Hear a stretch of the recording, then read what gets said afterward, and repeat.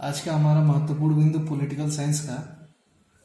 आज हम भारत के संविधान की प्रकृति के बारे में जानेंगे। भारत का संविधान जो एक विस्तृत रूप अपने आप में धारण किए हुए है। भारत के संविधान में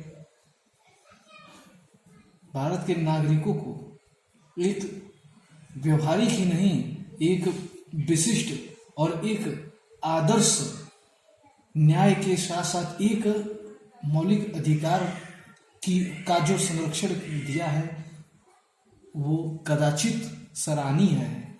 इससे हमें हमारे संविधान सभा में बैठे और संविधान को निर्मित करने वाले लोगों की मनोस्थिति के बारे में पता चलता है। हमारे भारत की संविधान की प्रकृति कुछ इस प्रकार है। भारत का संविधान लिखित, निर्मित और अनमनीय संविधान है। दूसरा, मिश्रित संविधान अर्थात संसदीय और अध्यक्षात्मक दोनों ही प्रणालियों के मुख्य विशेषताओं के बीच समन्वय स्थापित करने वाला संविधान है। गणतंत्रात्मक, लोकतंत्रात्मक की स्थापना करने वाला संविधान है। चौथा, अर्धसंघात्मक व्यवस्था की स्थापना करने वाला संविधान। पांचवा, प्रभुत्व संपन्न लोकतांत्रिक, पंथ निरपेक्ष और समाजवादी व्यवस्था की स्थापना करने के लिए प्रतिबद्ध संविधान। यही हमने ये भी देखा है कि संविधान का एक रूप जो हम छठे विभाग में देख रहे हैं, छठवां है लोक कल्याणकारी और अंतर्राष्ट्रीय शांति एवं व्यवस्था में विश्वास करने वाले राज्य की स्थापना के लिए प्रतिबद्ध संविधान।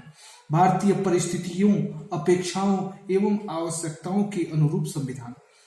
लोक प्रभु संप्रभुता और सीमित शासन, लोकप्रिय संप्रभुता और सीमित शासन के सभी लक्षणों के से युक्त संवैधानिक व्यवस्था की स्थापना करने वाला संविधान।